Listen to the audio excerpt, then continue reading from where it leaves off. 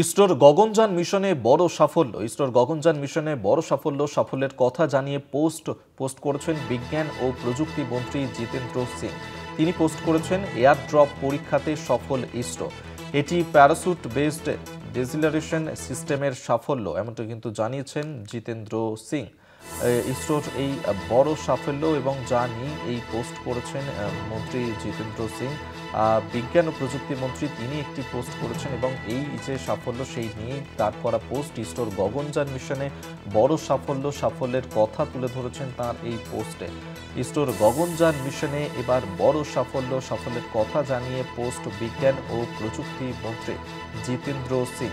মৌত্রিষা এই মুহূর্তে আমাদের সঙ্গে টেলিফোনে রয়েছেন, প্রতিনিধি আরো বিস্তারিত জানবো। মৌত্রিষা, বিজ্ঞান ও প্রযুক্তি মন্ত্রী জিতেন্দ্র সিং তিনি একটি পোস্ট করেছেন এবং সেখানে ইসরোর যে সাফল্যের কথা তুলে ধরেছেন, কি উল্লেখ করেছেন তার এই পোস্টে? হ্যাঁ, যেমনটা জানা যাচ্ছে যে ইসরোর গগনযান মিশনে কিন্তু এক বড় সাফল্য দেখা দিয়েছে, যেটা নিয়ে কিন্তু পোস্ট করেছেন বিজ্ঞান ও প্রযুক্তি মন্ত্রী জিতেন্দ্র সিং।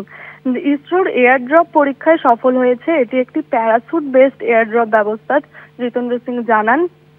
এবং ভারতীয় বায়ুসেনা, ডিআরডিও, ভারতীয় নৌবাহিনী এবং উপকূলরক্ষী বাহিনীদের সহ একাধিক সংস্থার সহযোগিতায় এই ব্যবস্থাটি, এই প্রক্রিয়াটি পরিচালিত করা হয়। তো তিনি তাদেরও শুভেচ্ছা বার্তা জানিয়েছেন।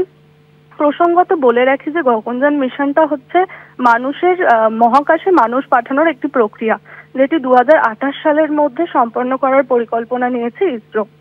এবং এই প্রক্রিয়ার মাধ্যমে, এই পরীক্ষার মাধ্যমে কিন্তু ইসরো গগনযান মিশনের দিকে আরো এক ধাপ এগিয়ে গেল। যেমনটা ইসরো সফলভাবে কিন্তু প্রথম ইন্টিগ্রেটেড এয়ারড্রপ টেস্ট সম্পন্ন করেছে।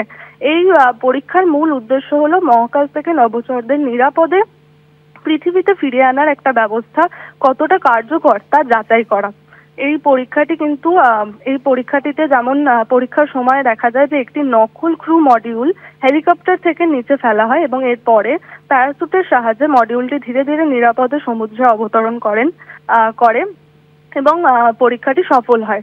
তো ইসরো কিন্তু গগনযান মিশনের দিকে আরো এক ধাপ এগিয়ে গেল এবং এটা নিয়েই কিন্তু শুভেচ্ছা বার্তা জানালেন আমাদের বিজ্ঞান ও প্রযুক্তি মন্ত্রী জিতেন্দ্র সিং।